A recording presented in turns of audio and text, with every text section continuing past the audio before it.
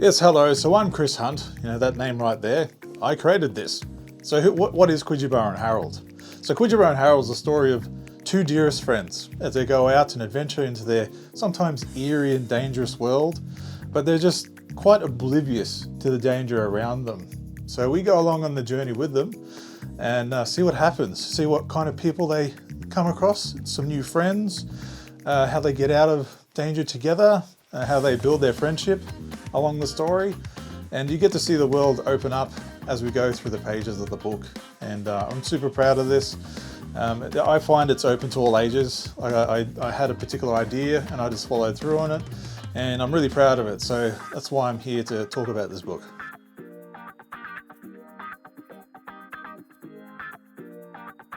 So the idea started all the way back, maybe around 2002, 2003.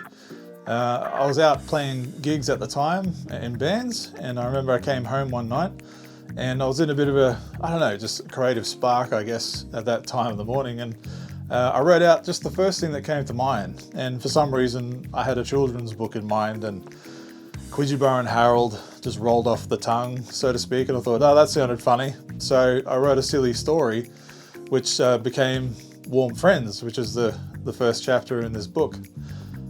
So I actually recorded myself reading it on a really bad microphone at the time, and I purposely read it as if I was reading a child's book or a kid's book, and I just thought it was funny, right? So I slept on it overnight, I woke up the next day and I listened to it because I saved it all on my computer, and I listened to it and I thought it was really funny.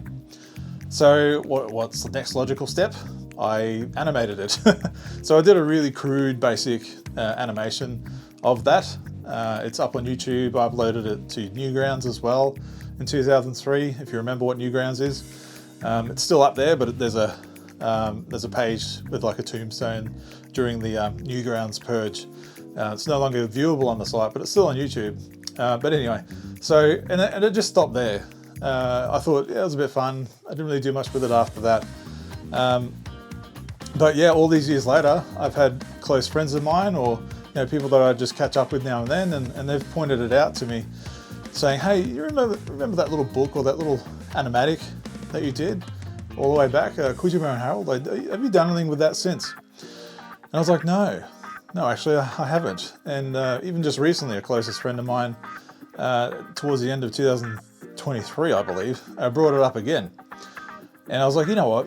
I think there might be something here, and I was looking for something creative to jump into because I was going through a bit of a creative block, and I thought this will be it. So what I did, I found the original files on my hard drive there somewhere, and I took screenshots of the animatic for each scene or every time it changes to another character or whatever, and that became the basis of the start of this book. So Warm Friends, the first chapter in this book, is based off all of that. Now from there, I caught a bit of a win, and I was like, you know what, this feels good. I'm going to do this. So I wrote out the rest of the book. I was aiming for about 150 pages, 200 pages. I thought, I'll just see what happens. I'll just let the creativity open up and see what happens. So 9 short stories later, a fully colored book, hardcover, paperback. It's up on Kindle as well. And I'm super proud of this book. I had a really good time with it. I didn't expect how it would come around. I enjoyed the whole process of learning how to create a book.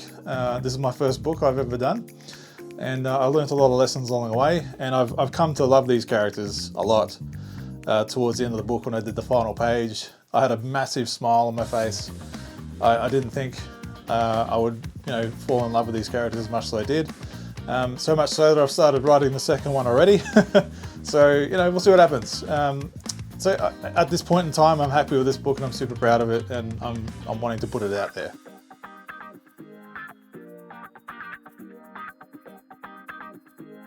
So the design of the characters, that's a pretty easy question to answer. So I said it earlier that I wanted to do a bit of a child's book. We'll keep it feeling like the vibe of a kid's book. So the characters inevitably were designed very simply. And that's totally intentional. I wanted the innocence of the characters to be separate from the rest of the world. as you see the rest of the book, it's fully colored. Other characters are fully colored. The rest of the world, there's details in the background that the Quijibo and Harold just seem to be oblivious to. I don't want to spoil anything, but you'll see it as you go through the book. So it's an intentional choice to keep them quite separate from the rest of the world, as we see the world through their eyes, right? So they're so focused on their friendship and the adventure in front of them, they're just oblivious to all the dangers in the eerie world around them.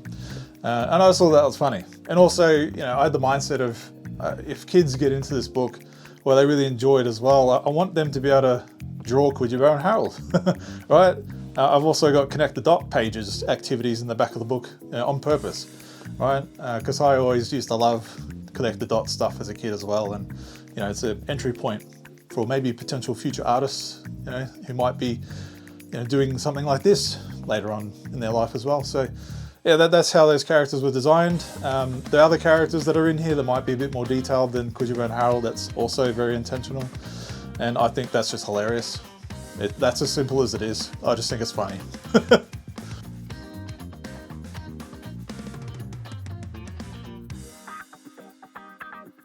Yes, so I do have other plans to carry Quijibo and Harold forward outside of this book. What I want to do, I'm investigating, like, how do I get some plush toys made? Because my wife and I would love to have plush toys of Quijibo and Harold. So how do I make that available for us, but everyone else? And also I'm planning to animate this book. Whether I do it myself or I'll outsource it, don't know yet. But I have a sense of ownership for this, and I think I would like to try and tackle that challenge on animating each 9 stories in here. And we'll see how we go. It'll give me an excuse to animate something again and learn how to do that in my way. So yes, it might sound like I'm a bit hesitant in letting other people help me in this endeavor, but that's always the challenge of an artist. When you want to see a vision through, you tend to try and own each piece of it. But yeah, so that's the plan at the moment. Some plush toys, you know, animate, put it up on YouTube, see if people have fun with it, and then do book 2, right? And expand the world even further, because when you do read the end of the book, it does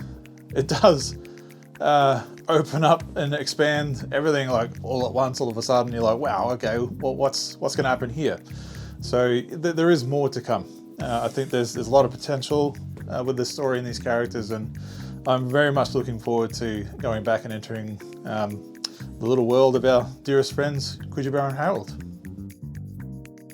Yes, so yeah, my name's Chris Hunt. You can find my website, unclechunt.com, and here on koalainc.com, and if you search those things over socials, you'll eventually find me somewhere, and you know, feel free to say hello, or you know, just tag me in some photos if you picked up the book. I'd like to share those around too and see everybody having fun and enjoying it.